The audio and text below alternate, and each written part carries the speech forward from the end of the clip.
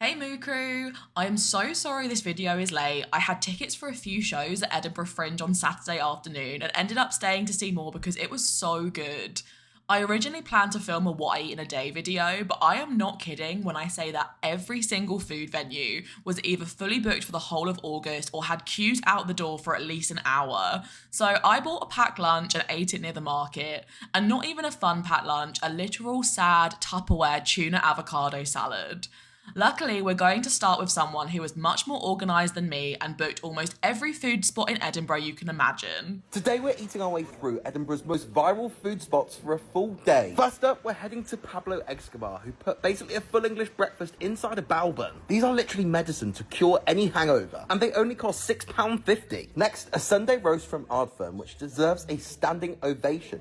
The beef was cooked to perfection, and they serve it with hashed brown potatoes and a homemade Yorkshire full of pulled beef tongue. It cost £28 and worth every single penny. Then we wandered to Oink, an Edinburgh hog roast institution. You can get the classic stuffing and applesauce, but my favourite was the haggis and chilli jam. It was so salty with a nice kick of spice, and just listen to the crunch of the crackling. Oh my god! Now for a pre-dinner bite, we lost our Chivarino's virginity. Think sausage, pepperoni, piped burrata, and a garlic and parmesan cheese crust on a huge pie. This was great, but my favourite was the tomato New Haven, which had this like magical crispy base. It was almost like a bruschetta on steroids. Oh my god. Now Rob from King of the Feast is a true sandwich wizard. He's invented a crust burger, which he smashes the whole burger to create like a Big Mac cheeseburger toasty. Words can't describe how good this was. This was like one of the top bites of the day, and his fried chicken is insane too. And lastly, we headed to Fred's Barbecue before my belly burst open. He really knows his way around the smoker. He serves pulled brisket, all sorts of trays, but these pork belly bites had my tail in a spin. Make sure you stay tuned for the next video where we're going to be eating Scottish food for a full day. If you can't take a date to come eat, enjoy. I forgot to add at the beginning, my wife is actually the quality assurer for all of my videos. So I mean, I'm not saying that you should blame any mistakes on her, but no, I am kidding. But she did say after last week's video that she preferred the format of letting the entire day of eating play through and commenting on it at the end. So I've gone with that again this week, but if you do have strong feelings about preferring the video interruption style narration, please let me know. I love trying new things when I get feedback, but I'm always open to those things not being quite right for my crew. Now, onto the food. Obviously, we need to assume that with all of the kitchen shots, this guy has probably made some sort of promo deal with a lot of these restaurants and didn't actually consume the full calories we've included, but it's still interesting to see how it all stacks up. The breakfast meal alone was over 1,500 calories. I know I'm not alone in using places like McDonald's as a benchmark for unhealthy foods, so if I were eating this spontaneously, I probably would have assumed it was about the same as a wrap and a hash brown from McDonald's, not nearly double. We have seen the curse of the roast dinner play out time and time again in these videos, so seeing it come to nearly 2,000 calories was not a surprise. However, rather than a plate rammed sky high with roast potatoes, this was more of a compact dinner with high-fat food choices. I have been to Oink personally, so I absolutely can vouch that their pulled pork is the best I have ever eaten.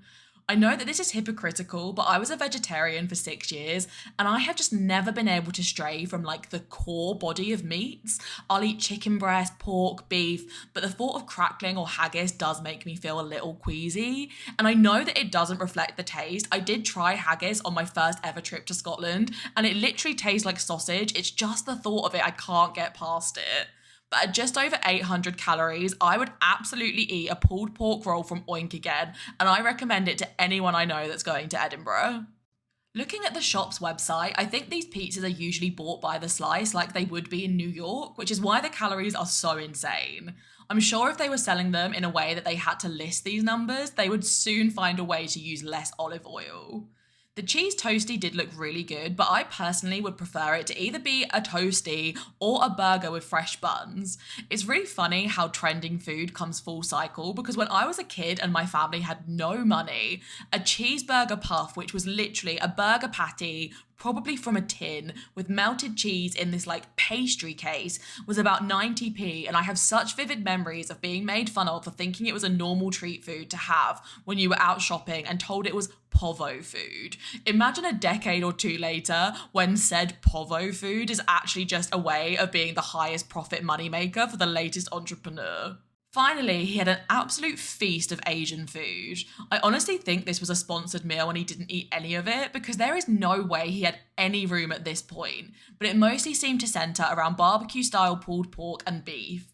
Even with halving the servings with his cameraman, the day came to 12,461 calories, which is for sure the new record. What I eat in a day as a girl who never gains weight and runs around after two feral fuckers all day. Starting off my brekkie, I just had some tiger bread toast and a cup of tea. Can you tell that the kids had a bad night's sleep because I look rough as fuck? So I started to get ready and then I had a glass of Coke, and why is Coke so much nicer in a glass bottle? And then as usual, a whole fucking catfish moment, but I had a bag of Seabrook cheese and onion crisps. And then I was fucking starving and we headed out and I got myself a Greggs sausage roll. I am trying to gain weight and I am tracking it every single month now because I go on holiday next year and I don't want to look like a fucking skinny lamppost. But then I just got myself a Capri Sun and then we headed over to our local shopping centre and then I got myself the most unreal gravy and chips. For one meal that I could live on for the rest of my life, I genuinely think it would be gravy and chips. I feel like it's so underrated. Yes, I had to get myself a full fat Coke because I drink about fucking 10 of them a day. Then we got back home and I stole one of the kids' buns and I actually prefer these over the chocolate muffins. Then before I knew it, it was tea time. We actually had tea early for once because we only had one kid, so I had chicken burgers, potatoes and salad. I am such a bad fucking snacker. I feel like I've done so well on not snacking throughout the day. I just got myself ready for bed and I always end it with a cuppa and a bicky. I love people who are basically anti-influencers and bring a genuine perspective to mum life or food or any of those niches.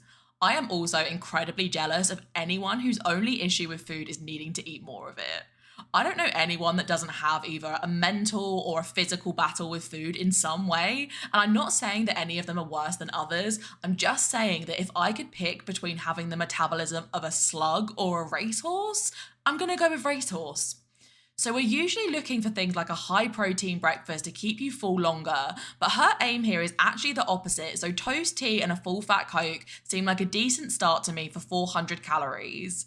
She has 2 smaller meals for lunch, a Greggs sausage roll and chips with gravy, which by the way is a topping specific to the north of England, so don't plan a visit to London and expect to see this as standard. Including the sugary drinks, lunch comes to 1,400 calories, so she's doing really well to up her intake through snacking. For dinner, she had a chicken burger with a new potato salad and a small chocolate bar, which is just under 1,000 calories and a very balanced end to the day.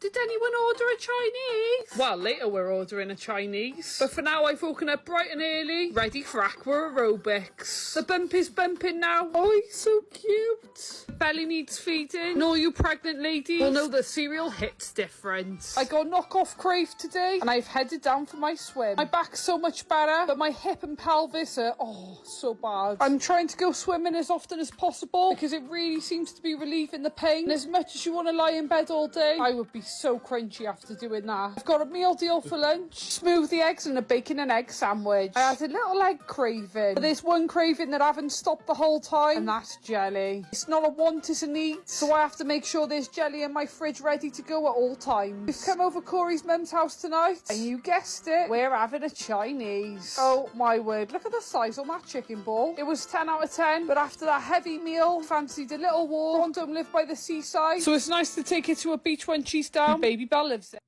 One of my friends could only stomach cereal for about 5 months of her pregnancy, so I have heard many times that it does indeed hit different. This off-brand Crave is basically like pillows of Nutella, and it's one of those heavy cereals that gives you a few spoonfuls if you follow the actual portion guidelines, so she definitely had at least 2 servings with milk for just under 400 calories. I've never heard anyone mention a meal deal in America, but they are a core part of British values, where you can get a sandwich, snack, and a drink for less than the cost of the sandwich if you make the right choices. I'm pretty sure there's an entire online community that judge people's personality based entirely on their meal deal choices, and I can tell you, anyone that chooses boiled eggs would not fare well. She obviously shares her Chinese takeaway with at least 2 other people, so I've tried to judge the actual portions on her plate. I get a lot of comments asking how much this kind of meal would cost, and I worked out that at my local Chinese takeaway it would be around £40, but I do think Scotland is cheaper than Wales. Assuming that she didn't have any more Chinese than what we saw, her total for the day is 1,991, which is actually on the lower end of what she usually eats.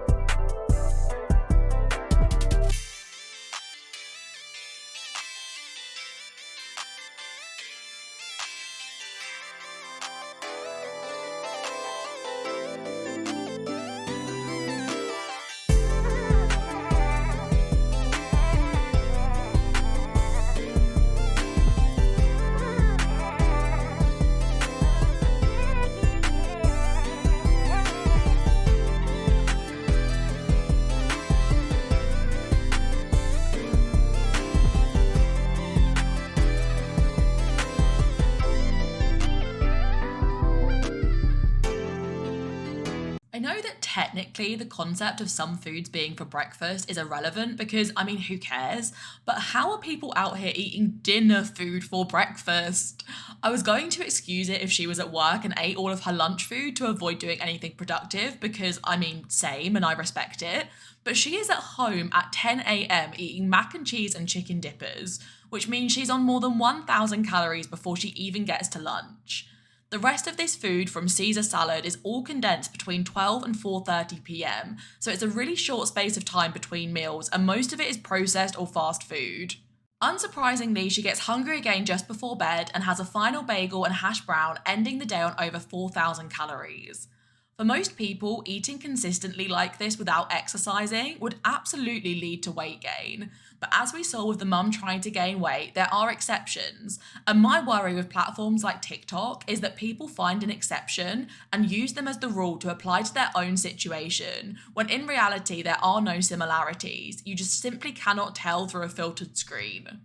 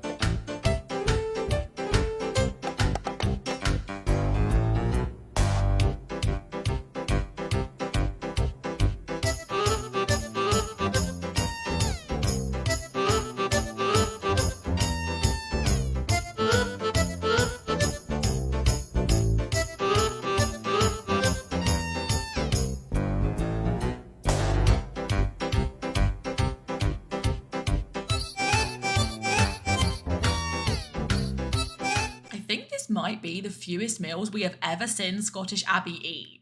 Maybe that's because she finally had a lay-in. She had half of a mega popcorn chicken for 427 calories, although technically she did have 29, not 30, so do with that what you will. Then we've got another Chinese takeaway order. She does split it with her boyfriend, but it's still around 1,500 calories. And getting this delivered to my house would cost about £25. Ending the day with a picnic bar, her total intake is 2,162, which I genuinely think is the lowest number we have ever had for her. Here's everything I eat in a day as a 24-year-old mom of 2. It's 11:27. I'm making myself a pizza, but I'm gonna snack on these grapes. Do you like green or red grapes? I like green, clearly. It's looking good. Look how good. Classic orange is the flavor of the day. This is my second favorite, next to Shirley Temple, of course. Now I'm gonna stand here, eat my pizza, and edit some videos. Go.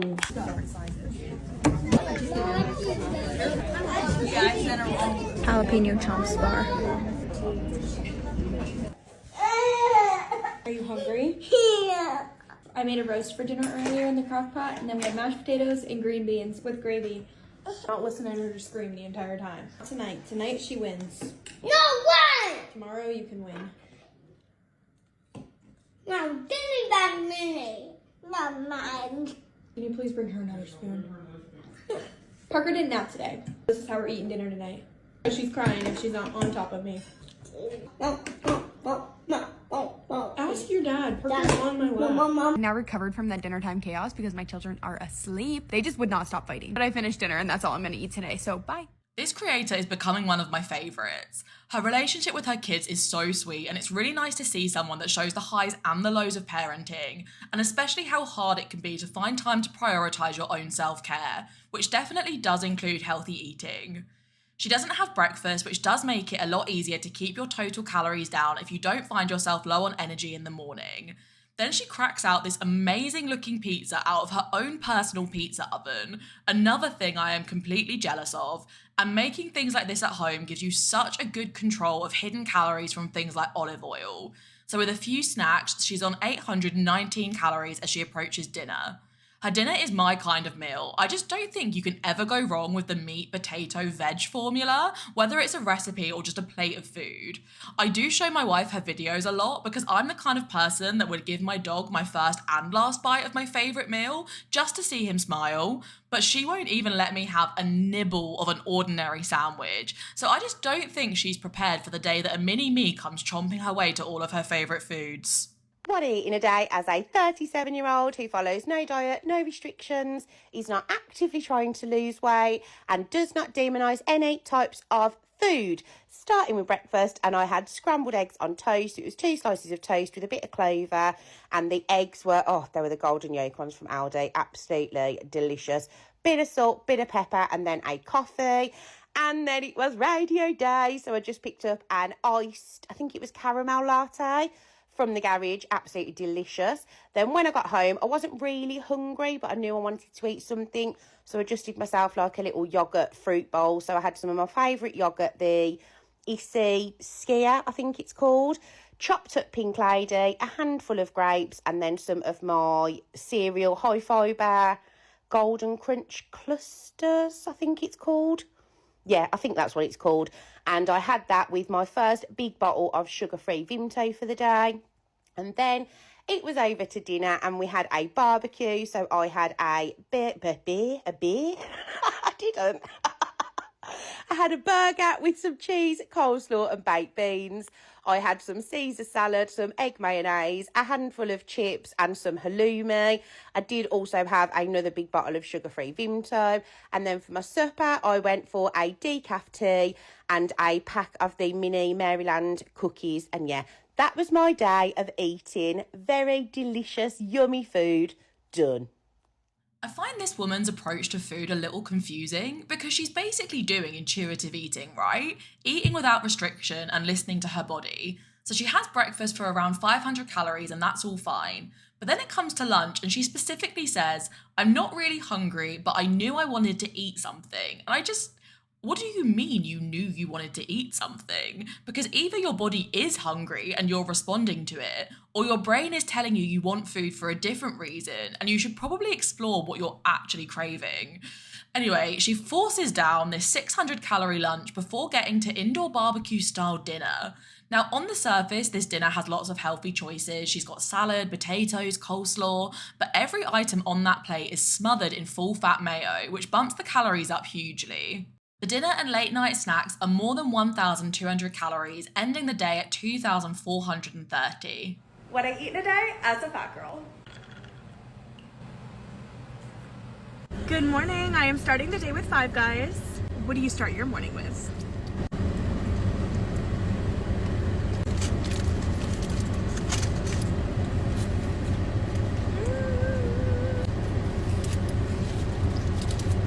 Cherry vanilla, Diet Coke. I stopped at Burger King for a little snack. I got the cotton candy drink or cotton candy cloud drink. I don't know, but it looks really good.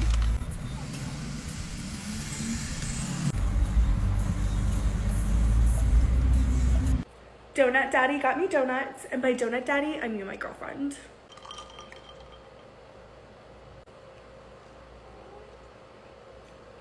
And why would I stop at one when I can have two?